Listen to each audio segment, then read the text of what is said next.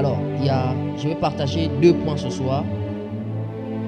Parlons des lois, parce que nous avons dit que certains environnements sont dominés par des lois. Il y a des lois qui dominent. Et il y a 4 sortes de lois qui existent. Alléluia. Il existe 4 sortes de lois. La première loi, c'est la loi des dieux. À la loi des dieux est attachée les bénédictions de Dieu. La première loi, c'est la loi des dieux. Deutéronome chapitre 28, Dieu parle à Moïse. Il dit, voici toutes les bénédictions qui seront ton partage lorsque vous obéirez à mes commandements. C'est-à-dire qu'à la loi des dieux est attachée les bénédictions de Dieu. Si tu obéis, Dieu accorde sa bénédiction. Amen. Donc il y a la loi des dieux. La deuxième loi, c'est la loi des hommes. Parce que les hommes ont aussi des lois. Et cette loi n'est rien d'autre que les comportements sociaux réglementés. Alléluia. L'ensemble des comportements sociaux que l'on peut trouver dans un environnement, qui ont été réglementés dans un environnement donné. Par exemple, aux États-Unis, avant l'arrivée du nouveau président Donald Trump, le président qui était là, il autorisait ce système de transgenres. Mais quand lui il arrive, il change de loi.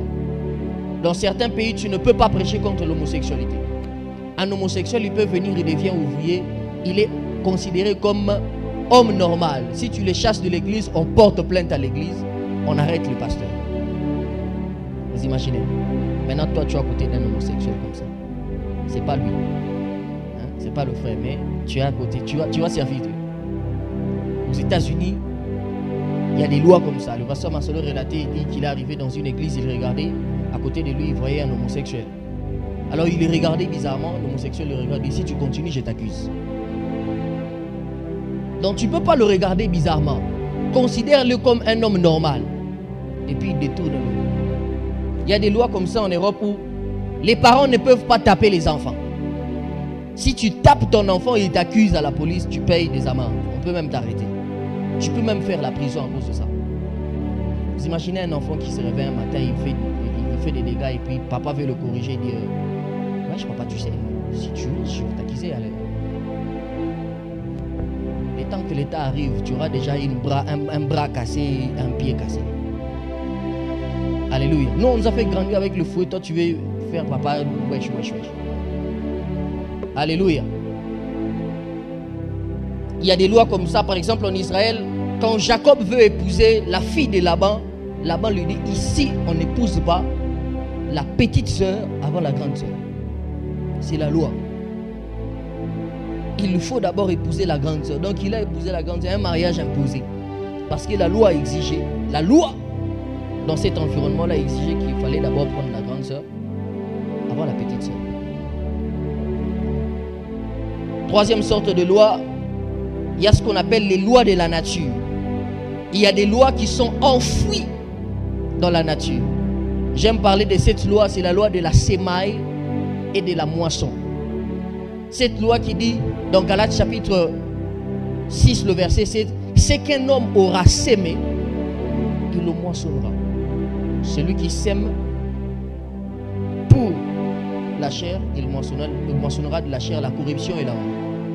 Celui qui sème pour l'esprit, il moissonnera de l'esprit la vie éternelle. Alléluia. Et même il va plus loin, celui qui sème peu moissonnera peu. Et celui qui sème beaucoup moissonnera. C'est une loi qu'on ne change pas. Alléluia. Alléluia. Il y a des lois qu'on ne peut pas changer. Quelqu'un apporte 500 francs d'offrande à l'église, amen, que tu n'es que ça. Mais tu veux récolter plus que quelqu'un qui apporte 10 dollars ou 100 dollars. Tu es juste, mon frère. Alléluia. Il y a des lois comme ça, tu ne récoltes pas sans avoir sémé. Quelqu'un dit, il y a des démons. Il y a un démon qui résiste très souvent à nos prières. C'est le démon des finances. Lui, il ne sort pas avec les prières, il ne fuit pas avec les prières. Il faut apprendre à donner. Si tu veux faire tomber ces géants-là, il faut apprendre à être un homme qui donne. Et puis il va tomber. Lui, il ne fuit pas avec les prières. Je te dis la vérité. Alléluia. Les gens n'aiment pas qu'on parle des offrandes, mais on va parler. C'est ça la loi. Tu gagnes 10 000 francs. Aujourd'hui, tu apportes ta dîme de 1000 francs. Demain, quand tu vas gagner 10 000 $, tu dis, ça, le docteur Caleb dit 1000 $. 1000 $, ça peut déjà... Dieu sait voir le cœur. Si tu n'es pas fidèle dans peu de choses, il ne te confiera pas de grandes choses. Alléluia. Il y a des lois qui sont enfouies dans la nature. Si vous prenez les lions, vous les mettez dans l'eau, il ne va pas vivre. Alléluia. Les lions mourront parce que les lois qui gouvernent l'environnement aquatique sont inadaptées aux lions. Il ne peut pas vivre. Si vous prenez le poisson, vous le sortez de l'eau, le poisson non plus ne peut pas vivre. Parce que les lois qui gouvernent la terre sont... L'environnement terrestre sont inadaptés au poisson. Il va suffoquer et il mourra. Alléluia. C'est comme ça que j'ai dit qu'il y a des environnements qui sont inadaptés à ton onction aussi. Tu ne peux pas te réveiller un bon matin, tu dis ok d'accord, je vais aller commencer l'église à Mambasa. Dieu ne t'a pas appelé là-bas. C'est un environnement inadapté à ton onction. Même si tu vas au nom de Dieu, tu vas échouer aussi au nom de Dieu. Alléluia. Quatrième loi, ce sont les lois du diable. Dis avec moi les lois du diable. Dis avec moi les lois du diable. Le diable a aussi des lois qu'il va imposer dans ta vie. Alléluia. J'ai dit, le diable a aussi des lois qu'il veut imposer dans la vie des enfants de Dieu. Il y a des lois comme ça que le diable veut imposer dans la vie des enfants de Dieu. C'est comme ça que je dis toujours, l'œuvre de la croix ne nous dispense pas du combat spirituel. Vous êtes appelés à faire le combat spirituel. Même si vous avez cru en Jésus-Christ, vous êtes appelés à prier, à taper les mains. Celui qui te considère comme fou parce que tu tapes les mains, il n'a pas compris Dieu. Oh non, il faut prier avec sérieux. Les églises là où vous allez là-bas, on prie. Le jour où démon va t'attaquer, tu prieras avec brutalité. Alléluia. En fait, le diable aussi a compris que je ne peux pas les attaquer comme ça pour qu'ils prient avec brutalité. J'ai détruit leur virement de silence. Ils ont l'impression que les choses avancent, mais ça ne avance pas. Il dit non, on est sérieux. Amen. Alléluia. Et ils pensent que c'est ça les sérieux. Je n'ai rien dit, il ne faut pas commenter les histoires. J'ai seulement fait un geste. Amen.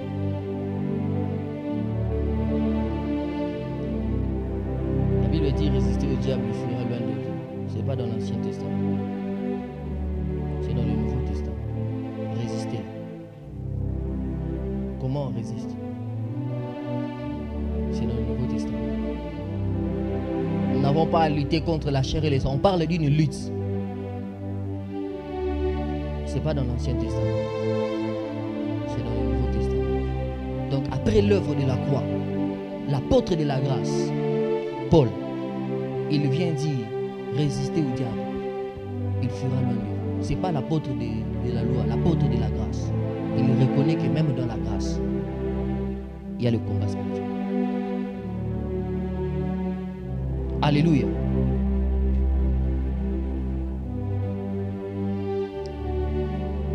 Il y a des lois. Dans 2 Corinthiens chapitre 1 Thessaloniciens chapitre 2, le verset 18. Je vais aller calmement et puis on va découvrir. La Bible déclare ce qui suit. 1 Thessaloniciens chapitre 2, le verset 18, il dit: aussi nous voulions aller vers vous, du moins moi Paul, une et même 2 fois, mais Satan nous a empêchés. Ce n'est pas Dieu qui les a empêchés, c'est l'apôtre Paul, rempli du Saint-Esprit. Et qu'est-ce qu'il vient faire? Il veut entrer dans une ville parce qu'il veut annoncer, parler de la part de Jésus. Il tente 2 fois. Le grand Paul, Satan le résiste 2 fois. Et puis la suite, il n'entre pas. Satan peut vous résister. Alléluia. Vous devez le reconnaître. Satan peut résister à votre progrès. Satan peut empêcher à ce que votre vie aille de l'avant. Satan, il peut le faire. Il a les moyens, il a toutes les possibilités de le faire. S'il a résisté à Paul, alors vous. Alléluia. Toi, tu as déjà guéri quelqu'un avec les linges. Paul, il guérissait avec les linges. Les gens touchent seulement comme ça. Et puis on pose. Mais le même là, Satan l'a résisté.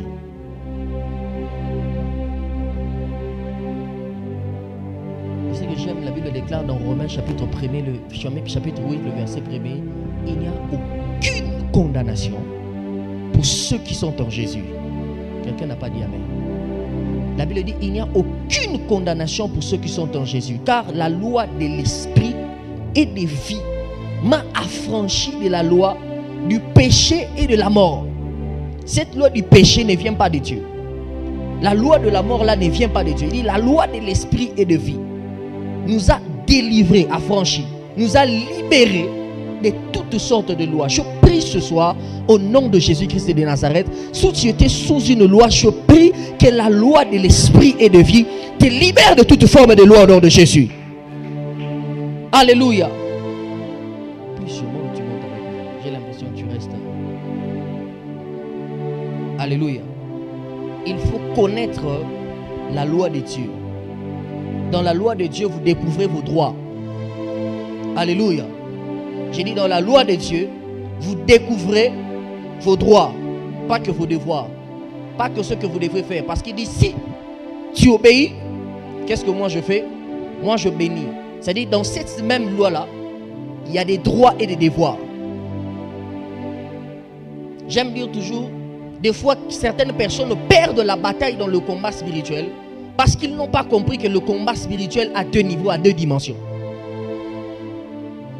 La Bible déclare dans Ésaïe chapitre 54, le verset 17, je crois. La Bible déclare ce qui suit. Toute arme forgée contre toi sera nulle et sans effet. Et il va plus loin, il dit, toute langue qui se lèvera en justice contre toi, tu la condamneras. Les deux dimensions du combat spirituel. La première, c'est que le combat spirituel est un combat. Une guerre, une bataille. C'est comme ça qu'il dit, toute arme forgée contre toi. Parce que dans une guerre, on utilise les armes. Mais la deuxième dimension du combat spirituel, c'est que le combat spirituel quitte la dimension de la guerre et devient un procès. Et dans un procès, pour gagner, il faut avoir des arguments. C'est comme ça qu'il dit, toute langue qui s'élèvera en justice contre toi, tu feras quoi? Tu la condamneras. Il y a des gens qui perdent des batailles dans le combat spirituel parce qu'ils n'ont pas d'argument. Quel est l'argument qui fait que tu puisses remporter cette victoire?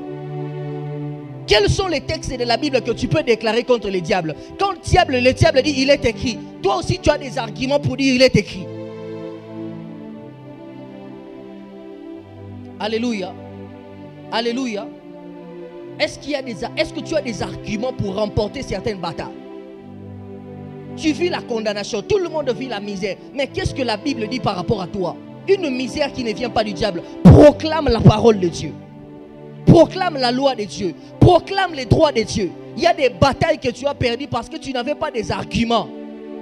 Il y a des procès que tu as perdus.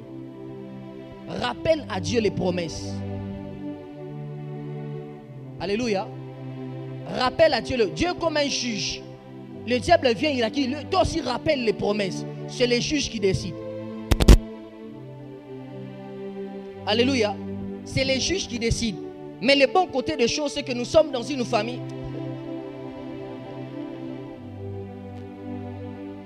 Nous sommes dans une famille aujourd'hui où les juges font partie de notre côté.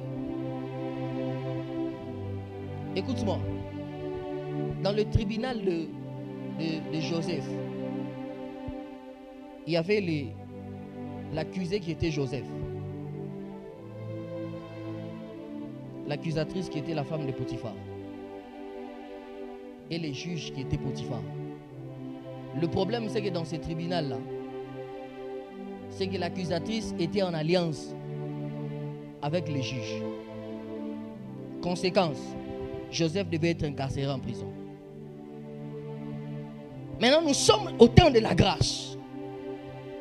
Jésus-Christ est notre avocat. Le Père, c'est notre juge. Toi, tu es le petit frère de Jésus, l'accusé. Donc, tu fais déjà partie de la famille. C'est pourquoi la Bible dit, qui accusera les élus de Dieu et qui le condamnera? Parce que tu ne peux pas perdre. Ici, au temps de la grâce, tu ne peux pas perdre. Et les juges, et l'avocat, et l'accusé font partie de la même famille. Si je parle à quelqu'un. Alléluia. Il faut connaître tes lois. Une loi peut être là. Elle a des avantages. Mais tu ne vis pas les avantages de cette loi. Ecclésiaste chapitre 10, quelque chose étonne le sage Salomon. Ecclésiaste 10, le verset 6. Quelque chose est en train de l'étonner. Et peut-être c'est la réalité de la vie de plusieurs.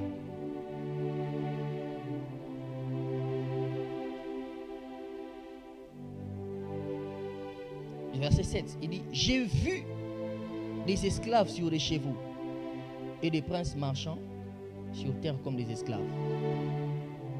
Or la Bible dit que toi tu n'es plus esclave. Tu as été rendu libre. Mais pourquoi tu continues à vivre une vie comme si tu étais esclave? Parce qu'il est possible que tu aies une loi qui a déjà des avantages. Mais tu ne vis pas les avantages de cette loi. Alléluia. Alléluia. Il y a des gens qui ne vivent pas le christianisme dans toute leur totalité. Pourquoi? La grâce est déjà là. Mais ils ne vivent pas les bénéfices et les avantages de cette grâce. Alléluia. Il y a des gens qui pensent que pour guérir les malades, il faut aller à la montagne. Papa, si tu penses que c'est l'homme qui le fait, ok. Tu vas payer les prix, tu vas penser que c'est l'homme qui les fait. Des fois, j'étonne les gens, ceux qui prient chez moi à l'église. Je dis, il y a des jours où je viens, je ne prie pas, j'étais fatigué. Mais quand je viens, je prie, les malades sont guéris. Tu as l'impression que ce n'est pas moi, frère. La grâce. On a compris la grâce. C'est comme ça qu'on ne force pas aussi beaucoup de choses dans certains domaines. Alléluia. Oui, parce que ce n'est pas tout le jour que le corps répond. Hein. Ce n'est pas tout le jour que le corps répond. Il y a des jours, docteur, il y a des jours où tu te réveilles 15 heures, tu n'as pas envie d'aller prêcher. Mais il y a culte. Toi, tu n'as pas envie d'aller. Tu as envie d'annuler les cultes. Trouver quelqu'un d'autre. Ça n'arrive pas au fils parce que les fils aiment avoir la chair. Quand papa cède une fois,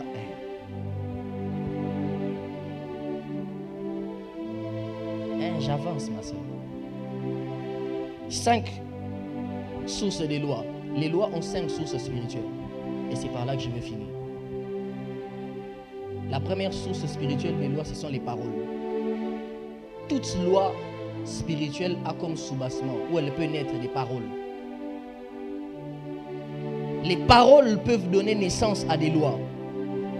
C'est comme ça qu'il faut faire très attention aux paroles que les gens prononcent sur votre vie. Parce que ces paroles-là peuvent donner naissance à des lois qui retiennent votre vie ou qui emmènent votre vie à la personne. Alléluia. Il y a des lois qui peuvent naître. Des paroles. Je le dis souvent, il y a des gens qui n'ont pas cette culture-là de pouvoir déclarer sur leur vie. Il y a des moments où il faut s'asseoir, tu commences à déclarer sur ta vie. Tu vas devant un miroir, tu dis, toi là. Tu te regardes, mais tu te dis, toi là. Tu as appelé à aller de l'avant. Toi là, tu ne dois pas te décourager. Toi là, il faut que tu avances. Petit, relève-toi. Tu parles à toi-même, mais tu t'appelles petit. Petit, relève-toi. Continue. Alléluia. Tu parles, tu dis, moi là tel que je suis là, je suis de la race de ceux qui sont appelés à impacter. Je ne suis pas de la race de ceux qui sont appelés à échouer. Je ne subirai pas ce que ma famille a subi.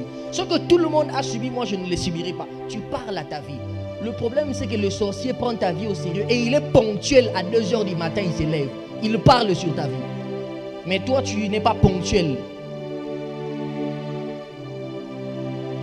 Il se réveille la nuit. Il enlève les habits. Il met ton nom quelque part. Il est en train de parler. Moi, je ne joue pas avec les déclarations. Je connais la force et la puissance des déclarations. J'ai donné ce témoignage un jour, je devais défendre. Mais il y avait un professeur qui devait faire partie du jury qui compliquait les gens. Je prends les noms, je mets la liste de tous les gens qui doivent faire partie du jury. Ma directrice et les deux professeurs. Je me mets à genoux, je commence à prier toute la nuit. Le matin, le professeur qui complique les gens, on a dit qu'il était indisponible. Je l'ai écarté. Alléluia. Alléluia. Il y a des gens qu'il faut écarter de ta vie. Il y a des paroles, tu commences à déclarer sur tes affaires. Tu parles. Quelqu'un qui se réveille la nuit, tu ne sais pas, toi tu vas dormir, mais lui il vient devant ton magasin, il parle. Ici ça ne marchera pas. Et tu as l'impression que quand tu vends, les clients vont de l'autre côté. Pourquoi? Quelqu'un a parlé. Et tu es en train de subir. Quelqu'un dans votre famille, il a parlé. Que tous les descendants, en commençant par la tante Caïn, jusqu'au dernier petit. Qui ça? Mon bébé.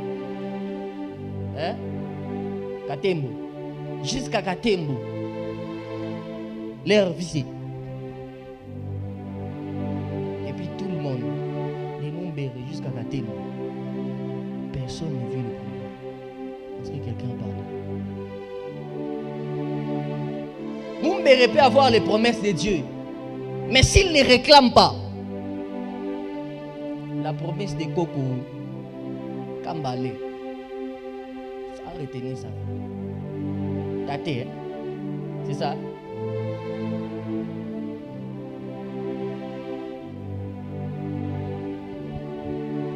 Imaginez, on dit Israël. Balaam envoie. Balak envoie Balaam. Il dit parle seulement.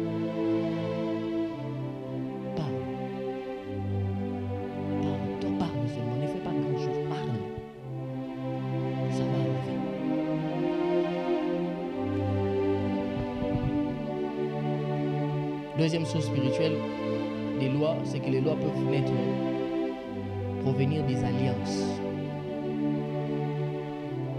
Abraham a fait une alliance avec Dieu basée sur la circoncision.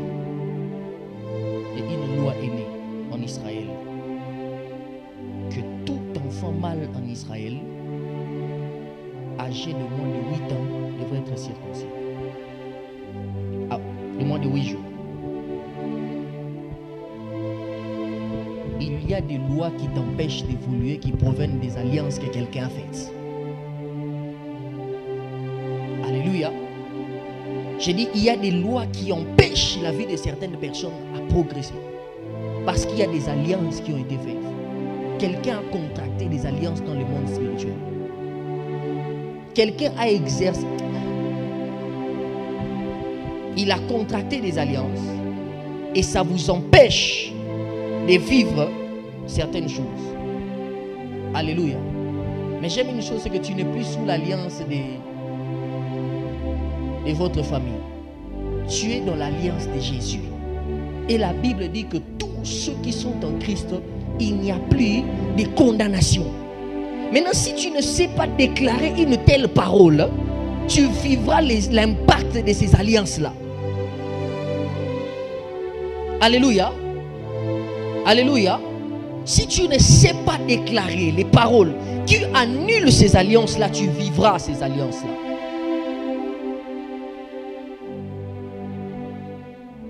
Il y a des alliances qui empêchent les gens, aux gens de progresser. Hein, mon frère? Quelqu'un a fait des alliances. C'est comme ça que moi j'ai dit, s'il y a quelqu'un qui a contracté des alliances, moi je suis le premier dans ma famille. Si personne ne veut, moi je vais faire une alliance. Où j'ai dit que tous mes descendants vont être bénis. Tu doutes, hein? Quand c'est les sorciers qui disent, tu crois que ça a un impact. C'est un problème de tibia, le cognostic. Tu crois pas? Parce que tout se joue ici, non? Tu crois pas que toi tu peux déclarer aussi tout le monde, mais tu crois facilement quand c'est le sorcier. Et jusqu'aujourd'hui tu crois. Quelqu'un a contacté les alliances. Il est mort. Mais j'aime c'est que l'alliance dans laquelle nous sommes, l'alliance de Jésus, lui n'est pas que mort. Il est en vie, il est ressuscité jusqu'aujourd'hui. Alléluia. Écoute-moi. Celui qui a contracté des alliances peut mourir. Mais les alliances qu'il a contractées continuent à subsister. C'est comme ça que le jour où on tue Aman, on a écarté Aman. Mais la loi que le roi avait, l'édit que le roi avait signé, subsistait toujours. Donc les Juifs allaient toujours mourir. Même si Aman était déjà écarté.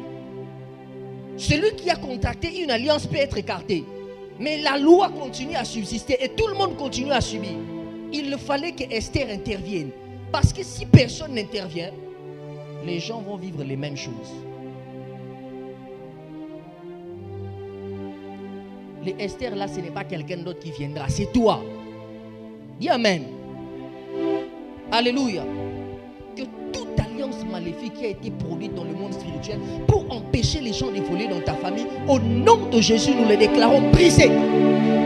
Aujourd'hui, au nom de Jésus, nous les déclarons brisés au nom de Jésus. Aujourd'hui, que toute forme d'alliance contactée dans le monde spirituel, que cela soit brisé au nom de Jésus. Jésus-Christ est déjà mort à la croix. J'ai dit Jésus-Christ est déjà mort à la croix. Et toutes ces alliances tombent au nom de Jésus à cause de l'alliance que Christ a déjà contactée à la croix.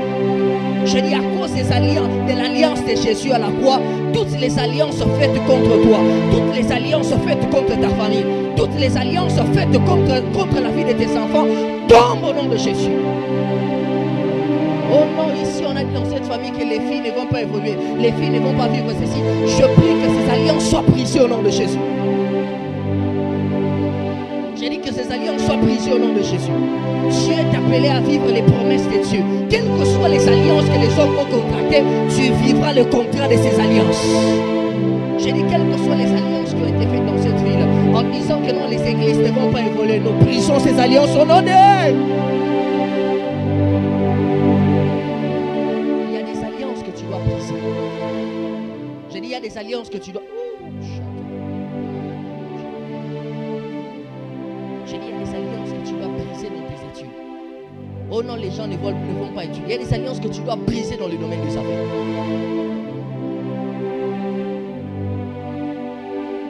Les lois peuvent être des sacerdoces. Noé a exercé le sacerdoce, Hébreux chapitre 4, 7, verset 12. Et le loi est née. Parce qu'il a exercé le sacerdoce, il a offert des sacrifices. Alléluia. Il y a des gens qui ont exercé les sacerdoces dans votre famille. Quelqu'un, il a exercé le sacerdoce. Le sacerdoce, en lingala, c'est l'ékibunga. Je ne sais pas ici on dit quoi. Ici on dit quoi, l'ékibunga? Hein? Lou? Lozi, hein? Lozi. Moulozi. Hein, ça. Quelqu'un a exercé ça. Les moulosi. Et vous êtes en train de vivre ça parce que quelqu'un a exercé le sacerdoce. Il a offert des histoires, des sacrifices. Il a même offert des gens. Les sangs a coulé. Mais j'aime Jésus, c'est que Jésus aussi a exercé le sacerdoce à la croix. Parce que le sang de Jésus a aussi coulé à la croix. Alléluia. J'ai dit le sang de Jésus a aussi coulé à la croix. C'est comme ça que tu dois croire aussi que tu es sacrificateur, parce que la Bible déclare qu'il a fait de nous un royaume de... Donc toi aussi tu peux exercer le même sacerdoce. J'ai dit toi aussi tu peux exercer le même sacerdoce. C'est comme ça que des fois quand je regarde ma mère, je lui dis moi tel que je suis là. Je lui dis en lingala nazando kianzam. Nazanganga. Yanzam, sacrificateur. Alléluia. Quelqu'un d'autre va dire tomatige. Hein? Donc il ne faut pas jouer avec moi.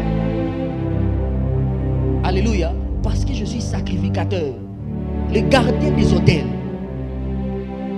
J'éveille. Alléluia. Donc quels que soient les sacerdoces que quelqu'un exerce, le sacrifice qu'il a offert. Il y a le sacrifice. Tu vas parler et dire que le sacrifice de Jésus à la croix. Israël est sorti de l'Égypte parce qu'ils ont exercé les sacerdoces. Des fois, toi, tu joues avec les sacerdoces. Ils ont exercé les sacerdoces. Tuer un animal, mettre les sangs sur le poteau, c'est exercer le sacerdoce.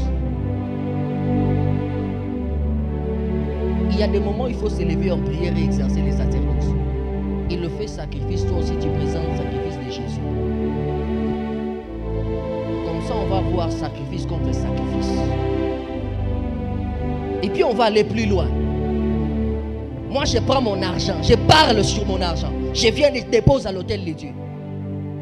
Toi tu as bloqué mes finances, moi je parle sur mon argent, je dépose. Empêche mes finances de progresser. Alléluia. Personne ne peut arrêter mes finances. Personne. Parce que moi aussi j'ai exercé le sacerdoce. Alléluia. Toi tu as dit que les finances des gens sont bloquées. J'ai débloqué ça. Je débloque ça au nom de Jésus. Alléluia. Il faut que tu exerces le sacerdoce. Parce que tu es sacrificateur dans ta famille. Tu es gardien des hôtels. Quelqu'un ne peut pas jouer avec toi. Je relate toujours cette histoire. Un jour j'étais à la maison. Il y a quelqu'un qui a osé.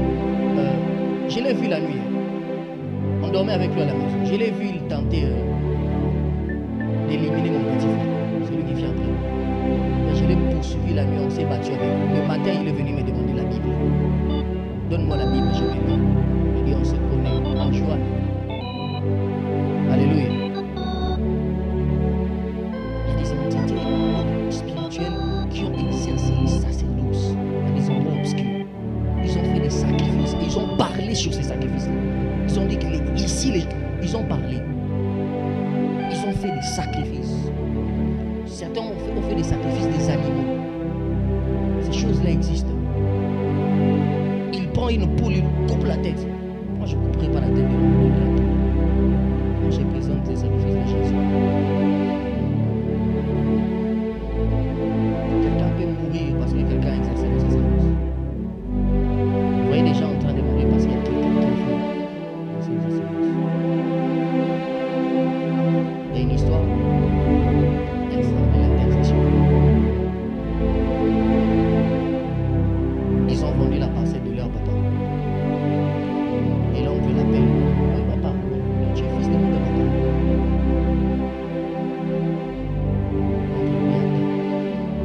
À 23h, il attaque le frère. Le frère tombe. Chaos. Les gens qui étaient à l'époque, parmi les gens à l'époque, il y avait un pasteur de l'exception de la formation. Il était à l'époque de l'intercession. Ils ont commencé à prier. À un moment, les frères s'est réveillé comme l'Undertaker. C'est comme l'Undertaker s'est réveillé. Et puis ils tombent encore. Ils ont prié jusqu'à 5 heures. Si vous touchez les pieds du frère, les pieds commencent à devenir fous. Il est déjà mort. Comme un bon intercesseur, ils ont commencé à chanter. Le frère s'est réveillé, il a prouvé qu'il était un intercesseur. Il s'est réveillé avec les parler en langue.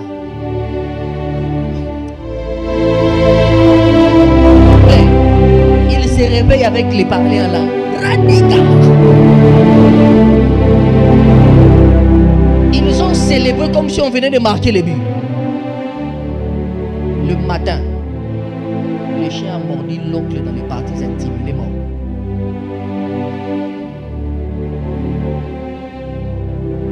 L'oncle voulait l'écarter. Il y a des gens qu'il faut écarter. Moi je dis toujours, si quelqu'un doit mourir, il meurt. Hein. Si je joue avec ma vie, il meurt. Hein. Soit il se répand, soit il meurt.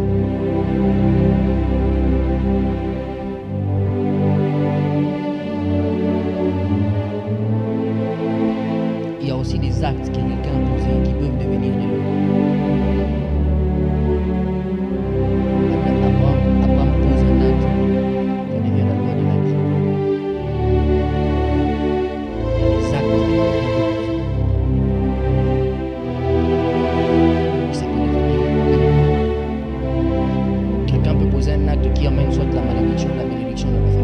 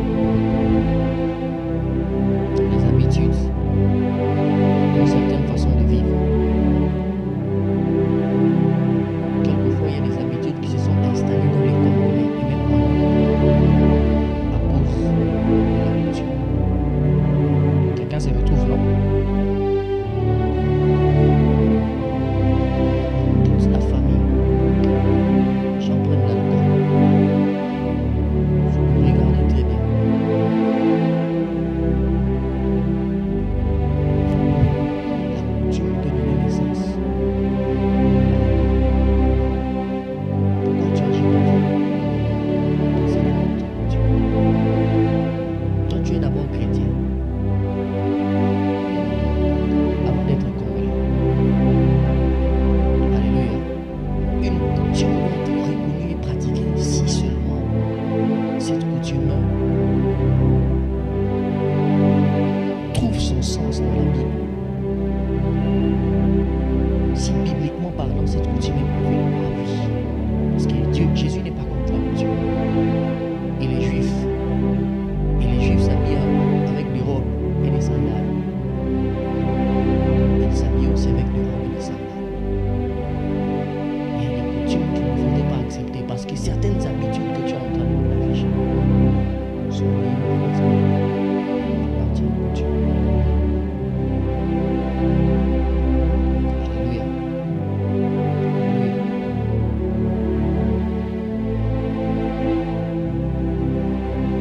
C'est pour ça qu'il y a des gens qui ne progressent pas dans la vie. Et puis ils disent, c'est ça beauté. Parce qu'il a entendu tout le monde en train de dire, c'est ça beauté. Et lui aussi il a opté le même genre de choses. Et sa vie est arrêtée.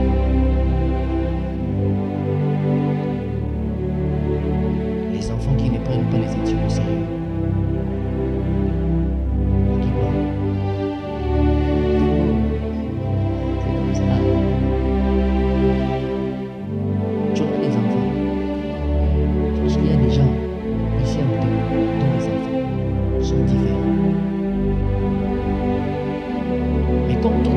De vivre selon la coutume. Tu auras aussi des enfants qui vont fonctionner sur base de la coutume. C'est comme ça que la coutume a fait que les gens ne donnent pas dans les églises. Il est rare de voir quelqu'un ici. Pourquoi? Les gens sont les connoyants, les choupis. Quand il donne $10, il a l'impression d'avoir donné 50. Quand il donne 500, il a l'impression d'avoir donné 2000. C'est $500, c'est pas $2000. Parce que lui, il réfléchit comme un capitaliste, n'est-ce pas? $500, j'investis. Je peux déjà devenir millionnaire. Coutume. On a un problème ici. Ça demande $150. Ça entre ici, ça sort là-bas. Quelqu'un dit seulement Dieu va faire. Dieu va faire. Il fera quand? Il va envoyer un ange. Alléluia.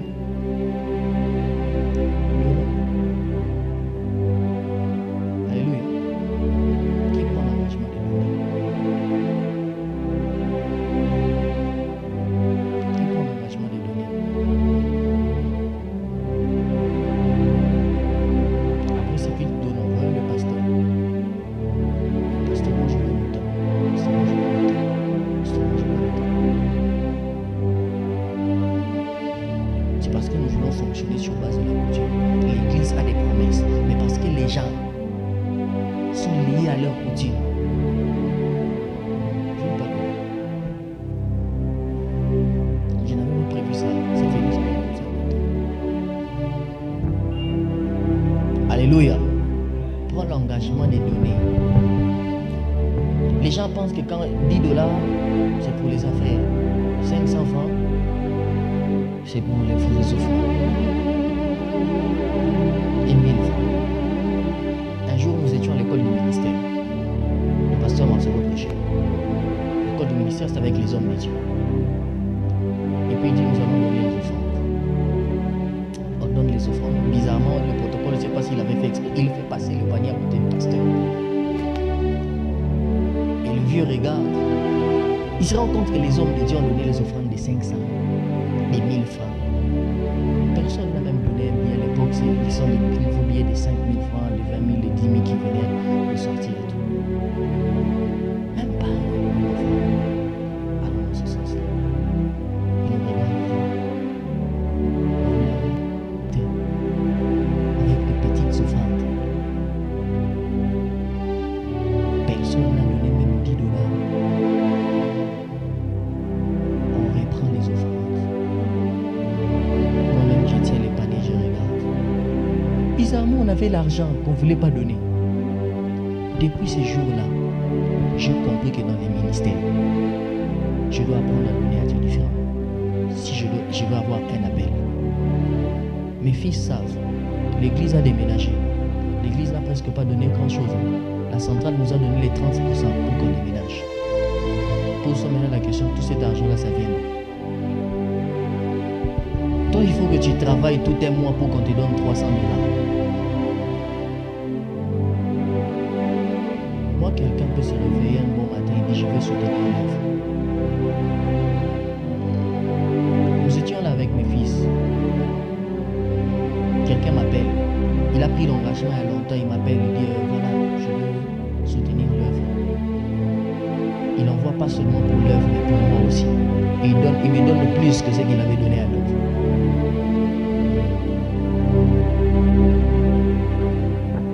Parce que j'ai appris à donner à Dieu. C'est pas que je n'aime pas travailler. Le ministère ne me permet pas de travailler. Sinon, j'allais aussi chercher l'argent comme tout. Ici, je ne suis pas venu pour travailler. Je suis venu, le travail que j'ai fait. D'ailleurs, je travaille. Je suis comme ton professeur. Tu ouvres les livres puis t'enseignes. Moi aussi, j'ouvre les saints livres de Dieu. Je me tiens debout comme le professeur qui te donne une comptabilité et je t'enseigne.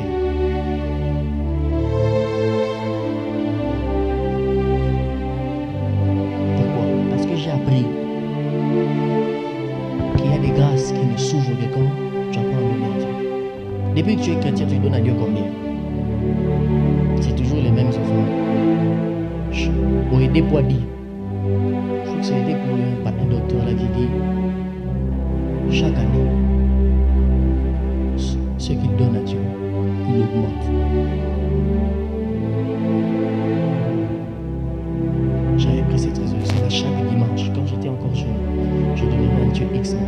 Chaque dimanche, je donnerais à Dieu X montant. Je donnerais à Dieu X montant. Et il y a un montant que je donne, soit moins, soit plus à l'église, pour chaque culte. Je ne peux pas donner en dessin de ça. Vous voulez que nos finances soient pareilles.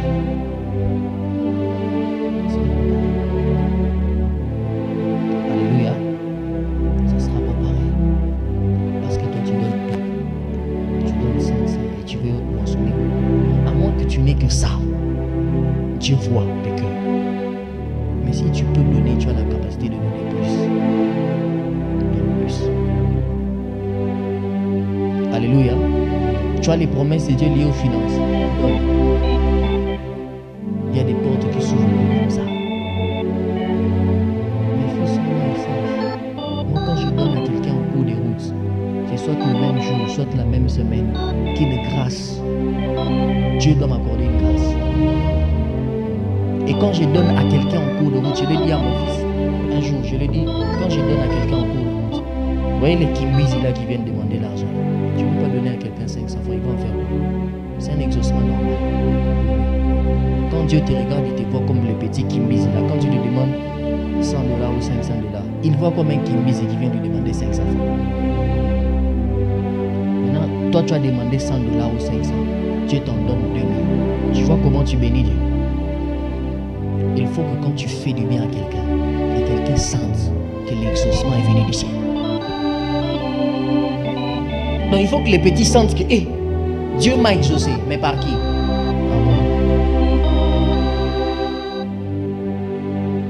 Tout ça, ça change parce que je sais. Il y a des jours où j'ai donné quelqu'un l'argent comme ça, à la minute, ton téléphone vibre. Dernièrement, j'étais en train de parler à mon fils. Je donnais à quelqu'un petit montant, $1. La minute, c'est le téléphone vibre. Le même jour, Dieu multiplie ça pour 8. Le même jour, le montant que j'ai donné, il multiplie ça par 8. Il y a des jours où le même jour, Dieu multiplie le même montant fois 20.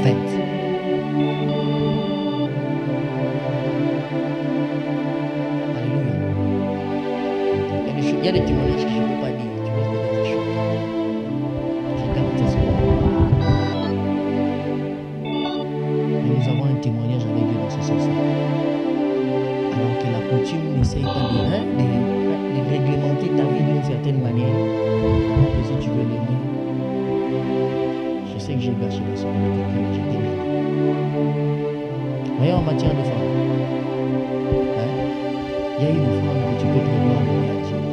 Il y a aussi des offrandes que Dieu t'impose. Quand Dieu apparaît à Gédéon dans Juge chapitre 6, Gédéon donne l'offrande d'un chèvre, le petit, une chèvre. Le lit de la même où Dieu vient. Il dit à Gédéon, il lui impose une offrande. Il dit, tu prends une offrande, un taureau âgé de 7 ans. Vous voyez la différence entre les chèvres et les taureaux? Le taureau, c'est celui-là qu'on chante Garçon Bourré. C'est lui le taureau. Tu t'es retrouvé, hein?